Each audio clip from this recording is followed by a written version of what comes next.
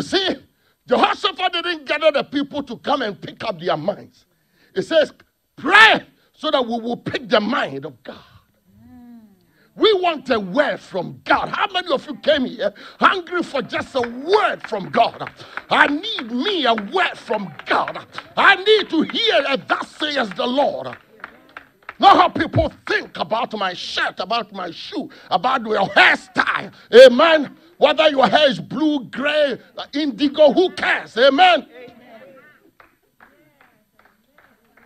Hallelujah. Glory be to God. Amen. That is somebody's opinion. So when the people prayed, God spoke. And now get ready because God is about to speak. And usually he speaks last. After he has waited for people to come and try to lecture you, condemn you, judge you, you are too stubborn, you don't listen. If you are listening to me, this is what is going to happen. You don't listen to anybody. You are this, you are that, and give you a lecture and a talk down.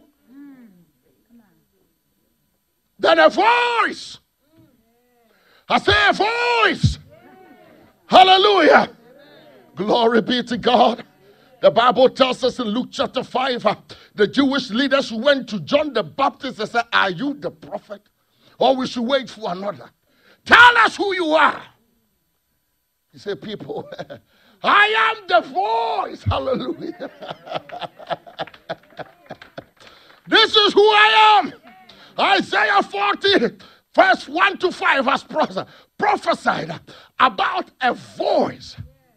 He says, if you care to know who I am that voice that speaks in the wilderness.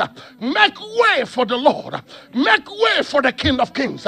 Make way. Mountains have to make way. Mountains should be made low. Valleys should be filled. A good path must be made straight for the King to pass.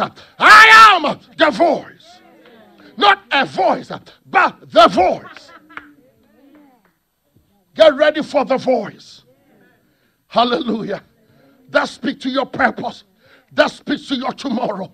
That speaks to your health. That speaks to your finances.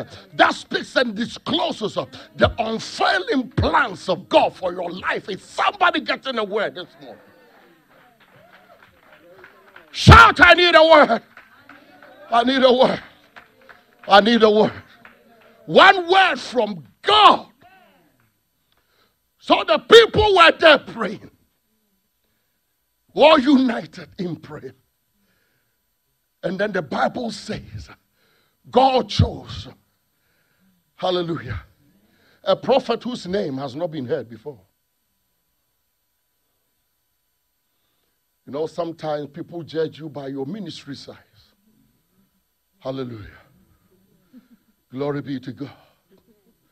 Amen. But he has been there for a long time. People will judge you. I was at a pastor's conference and this pastor has come all the way from Philippines.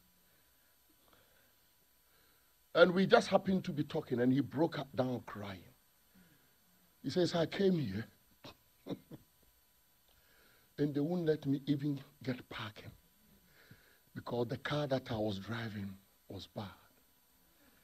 All the other pastors have come with nice cars and I don't have a nice car. At that time I was driving a rickety car. I said, that's why I parked on the street. I didn't.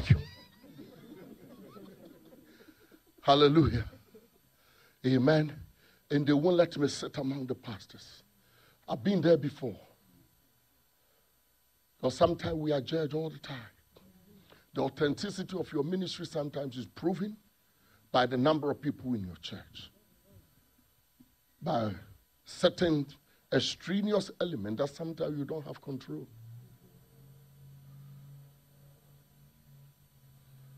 If he has been a Jeremiah, maybe he would have been respected. He has been an Elijah calling fire. People, yeah, Elijah has spoken. The Bible tells us, do not despise prophecies. Hallelujah. Amen.